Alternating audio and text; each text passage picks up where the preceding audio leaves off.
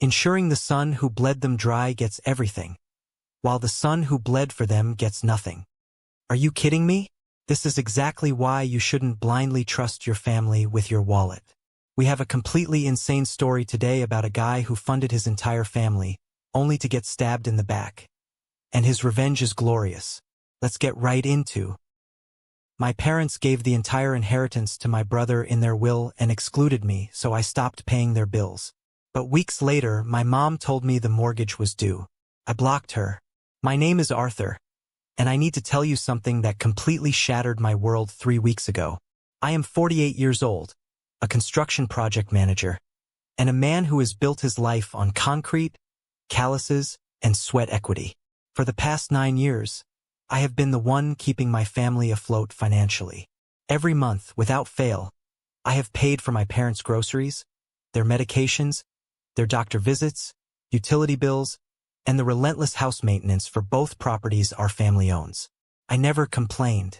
I never held it over their heads because I love them, and honestly, I thought this was just what good sons do when they step up to be the man of the house. I work 60-hour weeks. I breathe in drywall dust and exhaust fumes. I'm not a millionaire, but I grind hard enough to make a decent living, covering my own expenses and theirs, too. My brother Kevin, on the other hand, has been a parasite for most of his adult life. He is 35 years old, still lives in his childhood bedroom with our parents, and spends his days jumping from one delusional, failed business idea to another. When he isn't losing money, he's playing video games. He hasn't held a steady job for more than 3 months in his entire life. He has soft hands and a loud mouth. Last Tuesday, I was sitting in Mr. Vance's office. He's been our family lawyer since I was a teenager. My mother, Martha, had asked me to take off work and come with her to discuss some routine paperwork regarding the estate. I sat down in that heavy leather chair, wiping grease from my hands, assuming I'd just be signing some standard proxy forms. What I didn't expect was to discover that my mother had secretly drafted a new will. A will that left both of our family properties, the primary residence on Pine Avenue and the rental property on Elm Street, exclusively to Kevin. Both houses, the only real tangible assets our family name holds, built by my hard-working grandparents who survived the Depression and started with nothing. I sat there, my heart pounding a slow, heavy rhythm against my ribs, staring at the documents. I read the same typed lines over and over until the letters blurred. All real property, including the family residence on Pine Avenue and the rental property on Elm Street, shall be bequeathed to Kevin Robert Miller. Not a single mention of my name anywhere in the inheritance section. Not a percentage. Not a footnote. Nothing. Wow. Those parents really suck. I mean, how can you completely exclude the guy keeping a roof over your head? Not even a percentage. What would you guys do if you found out your parents did this to you? There must be some mistake, I said, my voice dropping to a low, dangerous gravel. I looked up at Mr. Vance. The lawyer adjusted his glasses, refusing to meet my gaze directly. He shifted uncomfortably in his expensive suit. I'm afraid not, Arthur. Your mother was very specific about her wishes when she came to me last month. I slowly turned my head to look at my mother. She was rigidly staring at the mahogany desk, her fingers white-knuckling her purse strap. Mom, I said, fighting to keep the tremor of absolute fury out of my voice. Is this really what you want? She finally forced herself to meet my eyes, and what I saw there wasn't just guilt. It was a stubborn, twisted maternal entitlement. Arthur, you're a self-made man, she said, her voice defensive. You have your own life, your own house. Kevin needs a safety net. He needs a place to live. He needs security. Security? I stood up so fast my heavy work boots scraped loudly against the hardwood floor, making the lawyer flinch. What about the security I've been providing for 9 years? I demanded. What about the tens of thousands of dollars of my hard-earned money I've spent keeping food in your refrigerator, keeping the heat on in the winter, and fixing the roof over both of those houses? That's different, she stammered, her face flushing. That's just helping family. These houses, they need to stay as Kevin's foundation. He's fragile, Arthur. My blood ran cold. The rage I felt wasn't just about the monthly grocery bills. It was about the dagger buried in my back from 3 years ago. A dagger my parents were pretending didn't exist. A safety net? I stepped closer to her, my voice dropping to a whisper that echoed louder than a shout. 3 years ago, your fragile son forged my signature on federal documents to secure a $35,000 loan for some crypto scam. He committed federal fraud. Mom. He faced 5 years in a state penitentiary. And who bailed him out? Who drained their savings to pay off that 35 grand in one lump, some so the bank wouldn't press charges. My mother shrank back into her chair, her lips trembling. Arthur, please. No, don't Arthur please me, I snapped. Dad looked me in the eye and swore to God, that if I paid off Kevin's felony debt and kept him out of prison, the Elm Street house would be signed over to me as compensation. That was the deal. I bought his freedom with my sweat, and you promised me equity. And now you're giving the house I paid to maintain, and the house I paid a ransom for, to the very thief who stole from me. Mr. Vance cleared his throat nervously. Perhaps we should discuss this private family matter at home, Arthur. I grabbed my hard hat from the desk. My hands were shaking, not from sorrow, but from a profound volcanic disgust. No, Vance. I think I've heard exactly what I needed to hear. I looked down at my mother one last time. You made your choice. I walked out of that office, the heavy oak door slamming shut behind me. The drive back to my job site was a blur of highway lines and blinding anger. 9 years of sacrificing my own retirement fund. 9 years of working weekends, missing out on my own life, to make sure they never went without. And this was the ultimate payoff, ensuring the son who bled them dry gets everything, while the son who bled for them gets nothing. When I got home to my own quiet, empty house that evening, I didn't pour a drink. I didn't turn on the television. I walked straight into my home office, booted up my computer, and did something I never thought a son should ever have to do. I opened my banking archives. I am a project manager. My entire career is based on tracking costs, labor, and materials. I pulled up the spreadsheets. I went back 9 years, month by month, year by year. I calculated the grocery deliveries. I calculated the gas, water, and electric bills for both Pine Avenue and the Elm Street rental. I added the medications, the property insurance premiums I secretly covered, the furnace repair in 2018, the new plumbing in 2020. And then, at the very bottom of the column, I added the $35,000 wire transfer that kept my criminal brother out of a jumpsuit. I hit the sum button. The number flashed on the screen, glaring in harsh white pixels against the dark monitor. $254,830. Over $250,000. $250,000 extracted from my physical labor, handed over to people who didn't even consider me worthy of a footnote in their legacy. Wait, what? $250,000? This woman has to have something wrong in her head to behave this way. They protected a felon and used Arthur as an ATM. How much longer could he possibly take this abuse? I sat back in my chair, staring at the number until my vision blurred. I didn't feel sad anymore. The grief had been instantly incinerated by a cold, calculating clarity. I had been a fool. I had been a financial workhorse, blinded by the word family. That night, I made a decision that would permanently alter the foundation of our bloodline. The next morning, I woke up before dawn. I made a pot of black coffee, sat down at my kitchen island with my laptop, and went to work. I didn't just cancel things. I executed a systematic financial demolition. First, I logged into my bank and permanently deleted the recurring transfers to their joint checking account. Next, I called the utility companies. Electric, gas, water, internet, and premium cable for both Pine Avenue and Elm Street, all disconnected from my credit card. I canceled the weekly grocery delivery service. I canceled the landscaper who mowed their lawns. I even called the pharmacy and removed my card from their file for my father's blood pressure medication.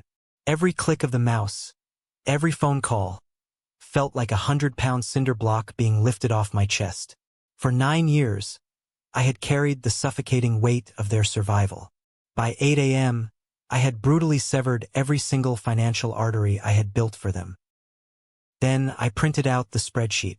5 pages of line items, stapled together, with the grand total highlighted in thick yellow marker. I drove my truck to Pine Avenue. My father, Robert, was sitting on the front porch reading the morning paper. He looked up, surprised to see me during work hours. My mother came out of the screen door, wiping her hands on a dish towel, a strained, nervous smile on her face. She was pretending yesterday hadn't happened. "Arthur," my dad said, folding his paper, "what brings you by? We weren't expecting you." I walked up the concrete steps I had repaired myself 5 years ago, and slammed the stapled packet of papers down on the patio table. "We need to have a very clear, very final conversation," I said, my voice devoid of any warmth. My mother looked at the papers, her nervous smile faltering. "Arthur, please, about yesterday. You'll understand when you have a moment to calm down. Kevin just needs—" "I am completely calm, Mom. Look at the paper." My father put on his reading glasses and picked up the packet. His eyes scanned the first page, then the second. The color began to drain from his weathered face. "Arthur, what is this?" "That is a heavily detailed ledger of the $254,830 I have spent keeping this family alive over the last 9 years," I said, my voice echoing off the brick siding. "That includes the groceries you ate this morning, the electricity powering your television, and the $35,000 I paid to keep your youngest son out of federal prison for forgery." "Son, you know we appreciate—" my father started. "No, you don't—" I cut him off, stepping into his space. "Appreciation is respect. What you did was exploitation. You lied to me, Dad. You shook my hand and told me Elm Street was mine if I saved Kevin. You used my honor against me to protect a thief." "He's your brother," my mother cried out. "He's not a thief, he just made a mistake. He forged my name on financial documents, and your response is to reward him with a $400,000 estate while I foot the bill for his lifestyle." I pointed a calloused finger at the papers. "Read my lips. As of 8 a.m. this morning, I have canceled every single payment. The utilities, the groceries, the insurance. All of it." My father dropped the papers onto the table. "Arthur, you can't be serious. We are on a fixed income. We can't afford all of those bills on Social Security. Then I suggest you walk upstairs, wake up the 35-year-old child sleeping in the guest room, and tell him to get a job," I said, my tone absolute ice. "He's inheriting properties worth nearly $500,000. It's time he learns how to pay the electric bill." "This is vindictive, Arthur," my mother sobbed, clutching her chest. "You're punishing us for trying to protect your brother." I looked at these two people, the parents I had revered, the people I had broken my back to serve, and I felt absolutely nothing but a hollow metallic resolve. "If I'm not worthy of inheriting the properties I bought and paid for," I said, looking my father dead in the eye, "then I'm not responsible for maintaining them anymore. You made your bed. Now let Kevin make it for you." That is a very creative way to teach an idiot a lesson. You made your bed. Let Kevin make it for you. Who do you think you are, expecting him to keep paying? Have any of you ever had to cut off a toxic family member like this? I turned my back on them, walked down the stairs, and got into my truck. I didn't look in the rearview mirror as I drove away. It only took 2 weeks for the reality of my absence to hit them like a freight train. When you remove the pillars holding up a decaying structure, the collapse is swift and brutal. The first domino to fall was the Elm Street rental. The power company cut the electricity. My mother tried to call me 6 times that day. I watched her name flash on my phone screen while I ate my lunch on a steel beam 3 stories in the air. I let it ring, chewing my sandwich in absolute peace. I eventually changed their contact ringtones to silent. The second wave hit their primary residence on Pine Avenue. The premium cable package they loved so much vanished. The high-speed internet went dark. Suddenly, my father couldn't watch his golf tournaments, and Kevin couldn't play his online multiplayer games. By the 3rd week, the financial drought was extreme. They were rationing food. I knew all of this not because they told me, but because Mrs. Gable, their next-door neighbor of 20 years, ambushed me at my active construction site. I was going over blueprints on the hood of my truck when she pulled up. She navigated through the dust and gravel, looking deeply concerned. "Arthur," she said, her voice tight, "I need to talk to you about your parents. I didn't put down the blueprints." "Hello, Mrs. Gable. I'm on the clock. What is it?" "They are struggling, Arthur. It's bad. Your father, Robert, was asking my husband yesterday if he knew anyone in the neighborhood who needed their gutters cleaned or lawns mowed. He's 76 years old, Arthur. He's looking for manual day labor. And your mother is returning items at the grocery store because she's short on change. What is going on? You've always been their rock." I slowly rolled up the blueprints and placed them in a heavy PVC tube. I looked at Mrs. Gable, a sweet woman who used to bake me pies when I was a kid. I knew what my parents were doing. They were playing the victims, letting the neighborhood think they're cruel. Wealthy son had abandoned them for no reason. "Did they tell you why I stopped paying their bills, Mrs. Gable?" I asked calmly. She shifted uncomfortably. "They just said you got angry over some paperwork." "Paperwork?" I let out a dry, humorless laugh. "Did they tell you that paperwork was a secret while giving every asset they own to Kevin? Did they mention that I've spent over $250,000 supporting them for the last 9 years?" Mrs. Gable's eyes widened, her jaw dropping slightly. $250,000? "No, they didn't say that." "Did they also tell you?" I took a step closer, my voice low and steady, "that 3 years ago, Kevin committed wire fraud? He forged my signature for a $35,000 loan and lost it all. I paid it off to keep him out of federal prison, because my parents promised me the Elm Street house in return. And now, they've secretly willed both houses to the thief." Mrs. Gable physically recoiled, her hand flying to her mouth. "Kevin, fraud? Oh my God. Arthur, I had no idea. I thought. You thought I was just a bad son abandoning his helpless parents." I finished for her. "I'm not. I'm a man who finally stopped letting his family rob him blind. If Kevin wants the houses, Kevin can pay the bills. Have a good day, Mrs. Gable." She left the site looking like she had seen a ghost. I knew the neighborhood gossip mill would do its work by nightfall. But the social pressure didn't stop there. People who are comfortable spending your money are always the most outraged when the ATM shuts down. The breaking point came on a Sunday evening. I was in my garage, rebuilding a carburetor on an old Mustang, when a shadow fell over the driveway. It was Pastor Thomas from my parents' church.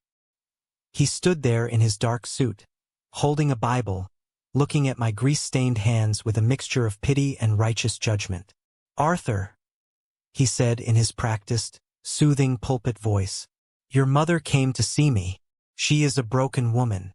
I came here to speak to you about the biblical duty of honoring thy father and mother, and the grace of forgiveness."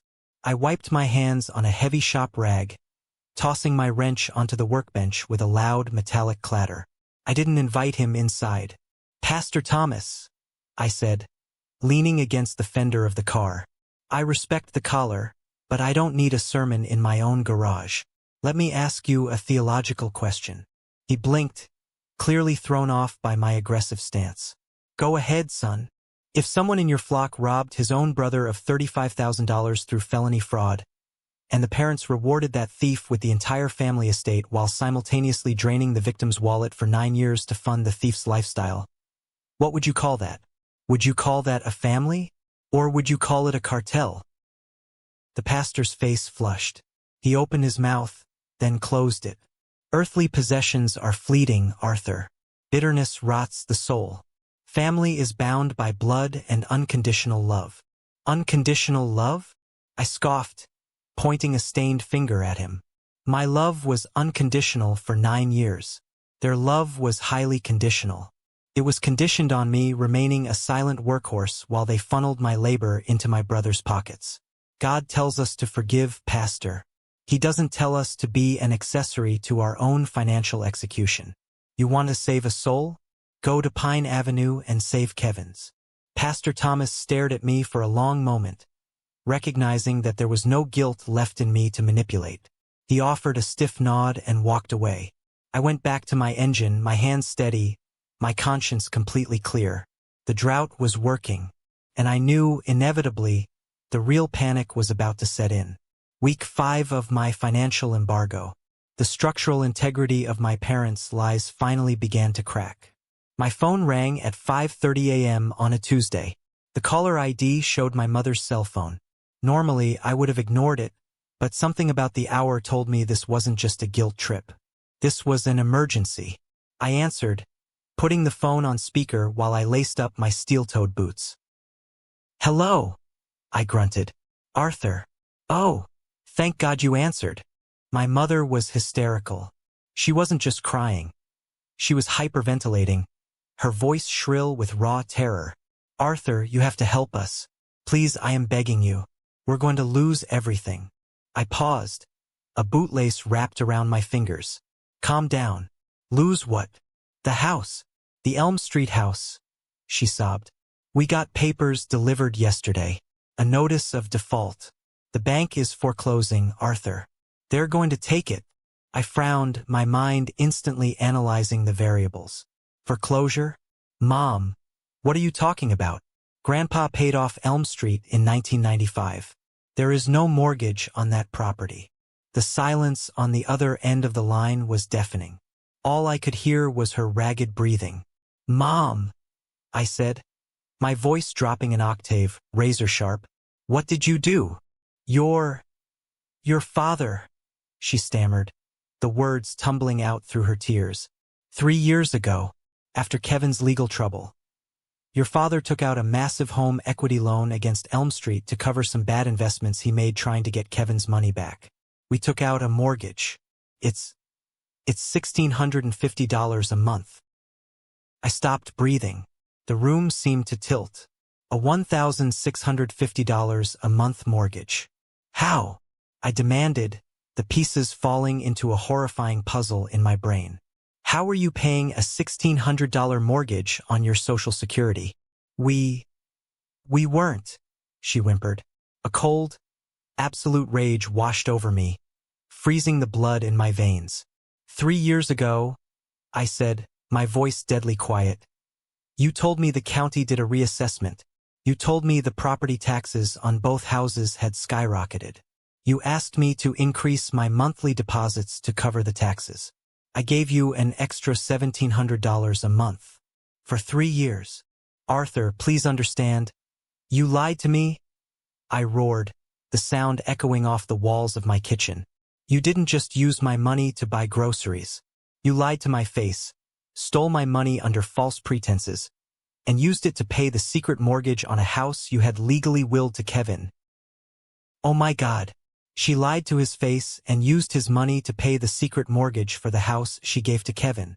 This kind of entitlement blows my mind every single time. How are these people not in jail right now? "We were trapped," she cried. "We didn't want you to be mad at your father. We were going to figure it out." I did the math instantly. 36 months. $1,650. I paid $59,000. For $100 toward a mortgage I didn't know existed, for a house I wasn't going to inherit. I stated, the sheer audacity of their betrayal making me dizzy. "How much are you behind?" 3 months, she sobbed. "Since you stopped the transfers. With penalties, we owe over $5,000 to catch up. And the total loan balance is still $92,000. They've given us 30 days or it goes to public auction. If we lose it, Kevin's inheritance is cut in half." The irony was so thick I could have choked on it. They were calling the man they defrauded, begging him to save the asset they had stolen for the son who had robbed him. "And what exactly does your brilliant entrepreneur son Kevin say about this?" I asked, my voice dripping with venom. He doesn't have the money, Arthur. You know he's between ventures right now. Put him on the phone." "Arthur, he's sleeping." I said put him on the phone, I bellowed. I heard rustling, footsteps, a muffled argument, and then Kevin's groggy, arrogant voice came through the speaker. "Yo, Arthur. Look, man, you're really stressing Mom out. You need to chill. Shut your mouth and listen to me, you parasite," I said, Your inheritance is currently in pre-foreclosure because I stopped paying the secret mortgage mom and dad tricked me into funding. If you want Elm Street, you have 30 days to come up with $5,000, and then $1,650 a month after that. Bro, I don't have liquid capital like that, Kevin scoffed, sounding more annoyed than panicked. My assets are tied up in digital infrastructure right now. I'm an entrepreneur. You make the big bucks playing with dirt. Just pay the bank, man. We're family.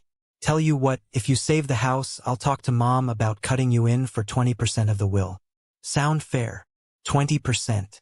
He was offering me 20% of a house I had already paid a ransom on, and unknowingly paid the mortgage on for 3 years. I let out a low, dark chuckle. It wasn't a sound of amusement. It was the sound of a man who had finally, completely detached. Kevin, I said softly. Yeah, bro? Get a job and earn it, parasite. Watch your empire burn. Arthur, wait! My mother screamed in the background. I ended the call. I didn't just hang up. I went into my phone settings and permanently blocked my mother's number. I blocked my father's number. I blocked Kevin. I blocked my aunts, my uncles, and anyone else who shared their DNA. I sat in the silence of my kitchen. They had crossed a line that could never, ever be uncrossed. They hadn't just taken me for granted. They had orchestrated a multi-year financial conspiracy against me to protect the golden child. I picked up my steel-toed boots, finished tying them, and stood up. I felt dangerous. I felt free. I walked out to my truck, the morning sun just beginning to break over the horizon. They were on their own. Let the bank take it. Let them reap the whirlwind they had sown. But I didn't know yet that the universe, and the meticulous legal fine print of the banking system, was about to hand me the ultimate weapon of vengeance. For 2 months, my world was entirely silent. No phone calls, no text messages, no manipulative voicemails left in the middle of the night. I worked my construction sites during the day, breathing in the familiar, comforting sense of sawdust and curing concrete, and I went home to a quiet house. For the first time in 9 years, my bank account was growing. The money I used to bleed out every month to sustain my parents and my brother was now accumulating, a tangible testament to my reclaimed freedom. I didn't know what was happening on Pine Avenue, and I didn't care. I had surgically removed the infection from my life. But the universe has a funny way of balancing the scales, often using the cold, indifferent machinery of the banking system to do it. It was a Tuesday afternoon when I found the thick, certified envelope stuffed into my mailbox. The return address belonged to the legal department of the national bank that held the secret mortgage on the Elm Street rental property. I stood in my driveway, tearing the heavy paper open with my thumb, expecting it to be some sort of final notice of auction that they had mistakenly routed to me. Instead, what I read made my heart stop, and then start beating again with a slow, heavy, triumphant rhythm. The letter was a formal legal notification regarding the pre-foreclosure status of the Elm Street property. Because my personal checking account had been the originating source of the direct deposit mortgage payments for 36 consecutive months, the bank's automated system had flagged me as a primary financial stakeholder. The legal jargon was dense, but the bottom line was glaringly clear. As the individual who had actively serviced the debt, I had equitable standing to intervene. I had the legal right to cure the default, assume the mortgage note, and take possession of the property to prevent the bank from taking a total loss at a public auction. My parents had practically abandoned the property, unable to pay. The bank didn't care whose name was on the secret will. They only cared about who had the capital to keep the ledger in the green. I didn't go inside my house. I got straight back into my truck and drove directly to the office of Mr. Vance, the family lawyer who had sat in silence while my mother handed my legacy over to Kevin. I didn't have an appointment. I walked past his receptionist, my heavy boots thudding against the carpet, and pushed his office door open. He looked up from his desk, startled. "Arthur," he said, adjusting his glasses. "This is highly irregular. I cannot discuss your parents' estate with you. You made your position very clear." I tossed the certified bank letter onto his pristine mahogany desk. "I'm not here to discuss their estate, Vance. I'm here to discuss my property. Read it." He hesitated, then picked up the document. As his eyes scanned the legal phrasing, his professional composure slipped. His eyebrows shot up and he read the second page twice. "They are offering you the right of assumption," Vance murmured, almost in disbelief, "because you were the sole source of the payments, and because Robert and Martha have formally ignored the default notices. The bank is allowing you to bypass the auction." "Is it legal?" I asked, my voice hard and flat. "Perfectly legal," Vance admitted, setting the paper down. "It's a standard mitigation tactic for banks to avoid the legal fees of a full foreclosure. If you pay the arrears, the late fees, and the assumption costs, the mortgage and the deed transfer to you. Regardless of what your mother's will says, the bank holds the primary lien. They can overwrite her wishes to satisfy the debt." "How much?" I asked. Vance looked at the bottom of the page. "To bring the account current and process the assumption, $18,400. I looked at the lawyer. 18 grand. For a house worth over 200,000. A house I had already bled $59,000 into. A house my parents had stolen from me to give to a felon. "Draw up the assumption paperwork," I told him. "I'm going to the bank to get a cashier's check." Within 7 business days, the legal machinery slammed shut like a steel trap. I handed over a cashier's check for $18,400. Money I had easily saved by cutting off my family's free ride. I signed the assumption documents. The title was transferred, recorded at the county clerk's office, and stamped. I owned the Elm Street house. The following Saturday, I drove to the property. The tenants who used to live there had moved out months ago when my mother stopped paying the property management company. I took a heavy iron crowbar from my truck, walked up to the front door, and bypassed the old locks, snapping the deadbolt with one hard wrench of my shoulder. The house smelled like stale beer and cheap weed. It didn't take long to realize why. Kevin had been using the vacant rental as his personal entrepreneurial lounge and storage unit to escape my parents. The living room was trashed with empty pizza boxes, a massive flat-screen TV, a gaming console, and boxes of worthless cryptocurrency mining rigs he had abandoned. I didn't feel an ounce of pity. I went to my truck, grabbed a box of heavy-duty black contractor bags, and went to work. I shoved his gaming console, his wires, his trash, and his ridiculous startup notes into the bags. I dragged them out to the curb. I changed every lock on the exterior doors. Then, I called a professional cleaning crew and a reliable property manager I knew from my construction contacts. Within 2 weeks, the house was immaculate, the walls were freshly painted, and a hard-working young couple with a newborn baby signed a lease for $1,200 a month. I had legally, cleanly, and permanently severed my brother's inheritance. Yes, I am so glad this guy taught him a lesson. He literally took the house out from under them legally and threw Kevin's garbage out. The nerve of that guy thinking he could just keep taking. Do you think the parents will ever realize how awful they've been? The fallout was nuclear, and I didn't have to wait long to hear about it. 3 weeks after the new tenants moved in, Mrs. Gable tracked me down at a new commercial framing site. She didn't look concerned this time. She looked absolutely shell-shocked. "Arthur," she breathed, pulling me aside near the scaffolding. "It's a disaster. A complete disaster on Pine Avenue." I took a sip of my black coffee from my thermos. "What happened, Mrs. Gable?" "Kevin," she said, her voice dropping to a whisper. "He drove his buddies over to Elm Street to hang out, and he saw a stranger mowing the lawn. He went absolutely crazy. He started screaming at the poor man, demanding to know what he was doing on his property. The man showed him the lease agreement, with your name on it as the landlord. I couldn't help the grim, cold smile that touched the corners of my mouth. And then, Kevin drove back to Pine Avenue like a maniac," she continued. "I was in my garden. I heard the whole thing through their open windows. He started screaming at your mother, accusing her of betraying him, screaming that you had stolen his house. But Arthur, it was your father." Robert finally snapped. That caught my attention. My father had spent his entire life being a passive enabler, letting my mother coddle Kevin while I did the heavy lifting. "Your father roared at him, Mrs. Gable said, her eyes wide. I've never heard Robert raise his voice like that. He told Kevin that he was a lazy, useless parasite. He told him that you didn't steal the house, you just took back what you had been paying for while Kevin sat on the couch playing games. Your mother was crying, begging them to stop. But Robert told Kevin to pack his things and get out.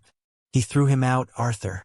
Kevin packed 2 duffel bags and left in his rusted car. He's gone. I digested this information slowly. The golden child had finally been expelled. The illusion had shattered. Thank you for telling me, Mrs. Gable, I said quietly. There's one more thing, she said, reaching into her purse. She pulled out a small, folded piece of paper. Your mother asked me to give this to you. She begged me. She said she knows you blocked their numbers, but she needs to see you. Just once. I took the paper. It was my mother's shaky handwriting, simply asking to meet at a diner on the edge of town. Neutral territory. I waited 3 days before I went. Let them sit in the uncomfortable reality of their actions. When I finally walked into the diner, I saw my mother sitting in a back booth. She looked like she had aged 10 years in 3 months. Her hair was thinner, the dark circles under her eyes were bruised and heavy, and her hands shook as she held her coffee cup. I slid into the booth across from her. I didn't order anything. Arthur, she whispered, her voice cracking instantly. Thank you. I didn't think you would come. I have 10 minutes, Mom. Speak. She reached into a large manila envelope beside her and slid a thick stack of legal documents across the sticky Formica table. I glanced at the top page. It was a quitclaim deed, a legal instrument used to transfer interest in real estate. The property listed was the primary residence on Pine Avenue.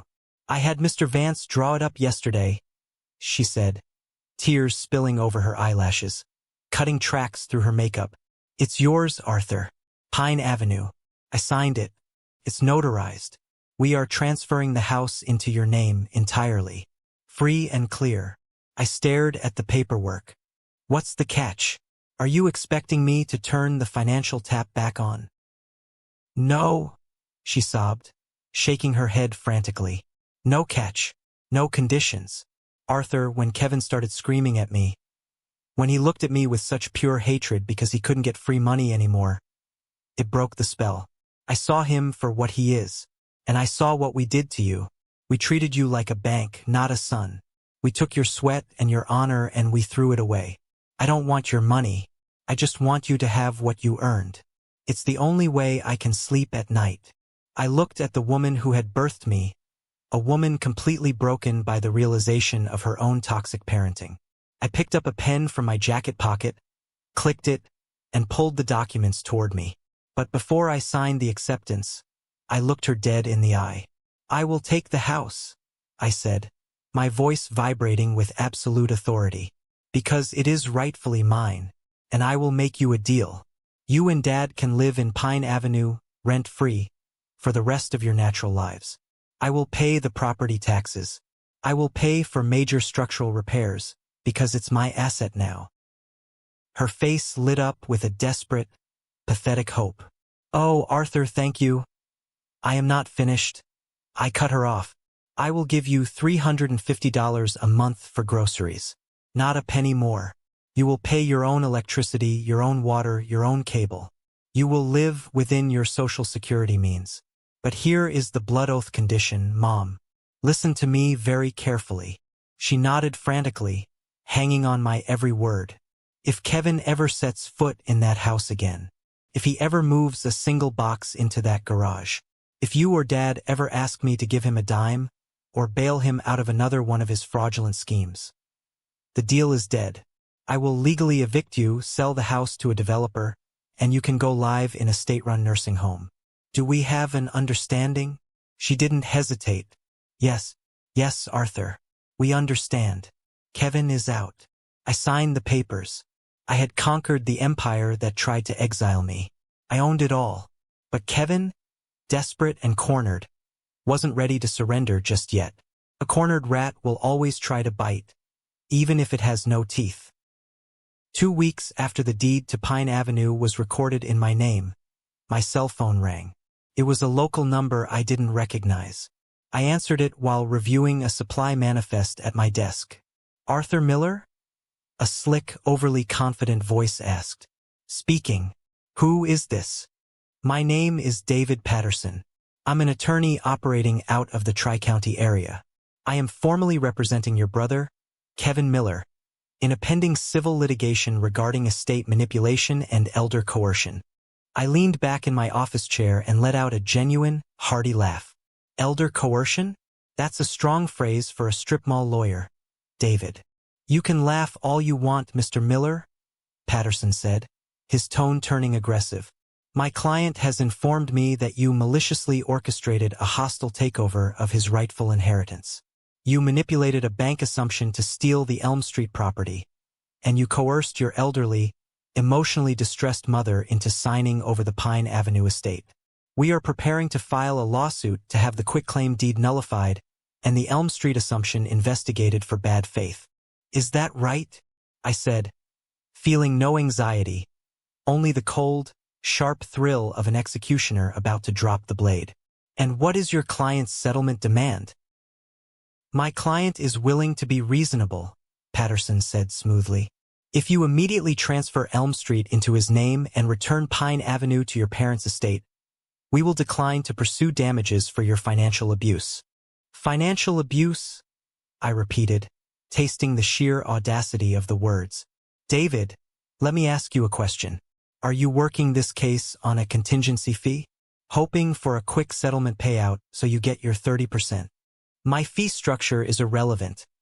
It's highly relevant. I interrupted, my voice turning into a low, menacing growl. Because you are about to work for free. Let me tell you a few things your client conveniently left out of his consultation. I pulled up a digital file on my computer. I always keep receipts. First, the transfer of Pine Avenue was executed by Mr. Vance, a respected estate attorney, who recorded a video deposition of my mother confirming she was of sound mind, acting under zero duress, and attempting to make restitution for past financial wrongs. Your coercion claim is dead on arrival. I heard silence on the other end of the line. Second, the Elm Street assumption was perfectly legal because I was the sole entity paying the mortgage for 3 years. A mortgage I was tricked into paying. But that's just real estate law. Let's talk about criminal law, David. What are you talking about? Patterson asked, his slick confidence beginning to fracture. Did Kevin mention the $35,000 federal wire fraud he committed 3 years ago? I asked softly. Did he mention that he forged my signature on a loan application? Because I have the original forged documents. I have the digital paper trail of the IP addresses tracing back to his computer at Pine Avenue. And I have the wire transfer receipt proving I paid the bank to drop the federal charges. The silence on the line was so profound I could hear Patterson breathing. I never went to the district attorney with those documents, David, because my parents begged me to keep it in the family. But if you file a single piece of paper in civil court against me, I will walk into the DA's office tomorrow morning. I will hand them the forgery evidence. There is no statute of limitations on federal wire fraud. I will ensure your client spends the next 5 to 10 years in a federal penitentiary. Mr. Miller, Patterson stammered. These allegations were not disclosed to me. I suggest you call your client and ask him about the crypto loan, I said. And after you do, I suggest you lose my number. I hung up the phone. I never heard from David Patterson again. 48 hours later, Mr. Vance called to inform me that Patterson had formally withdrawn his representation of Kevin Miller. The pathetic counterattack had collapsed before a single shot was officially fired in court. I found out later, through the neighborhood grapevine, what happened to Kevin. With no lawyers willing to take his fraudulent case, no inheritance to leverage, and no parents to leech off of, reality hit him with the force of a swinging anvil. He couldn't afford his lifestyle. He was evicted from the friend's couch he was surfing on. Forced into a corner of pure survival, the 35-year-old entrepreneur had to walk into a local logistics warehouse, put on a high-visibility vest, and take a minimum-wage job loading pallets on the graveyard shift. He rented a dingy, single room in a boarding house across town. The parasite was finally being forced to feed himself. takes a long time to rebuild a foundation after you've stripped a house down to its studs. 6 months into our new arrangement, the dynamic between my parents and me had completely transformed. Without the toxic fog of financial exploitation hanging over us, a strange, unprecedented respect blossomed. I stopped by Pine Avenue once a week. I didn't come to fix a broken pipe or drop off a check. I came simply as a son. The change in them was profound. Without my endless capital shielding them from consequence, they learned the value of $1. My father, Robert, stripped of his passive enabling, found his pride. He started volunteering at a local food bank, using his time to actually help people rather than managing his son's delusions. He looked me in the eye when we shook hands. He respected me as the patriarch of the family. My mother, Martha, joined a community art class. She learned to budget the $350 I gave them, combining it with their Social Security to live a modest, quiet life. They were saving up pennies to go on a small bus tour to the Grand Canyon, a trip they were paying for themselves. For the first time in my life, I genuinely enjoyed sitting on their porch and drinking a beer with them. The guilt was gone. The manipulation was dead. 2 full years passed. I was 50 years old, my construction business was booming, and both Elm Street and Pine Avenue were appreciating in value. Then, one Tuesday evening, my phone buzzed. I looked at the screen. It was Kevin. I hadn't spoken to him since I told him to watch his empire burn. I let it ring 3 times before I swiped to answer. Arthur. His voice came through the speaker. It didn't sound arrogant. It didn't sound slick. It sounded tired. It sounded like a man who had spent 2 years lifting heavy things. "What do you want, Kevin?" I asked, keeping my voice neutral.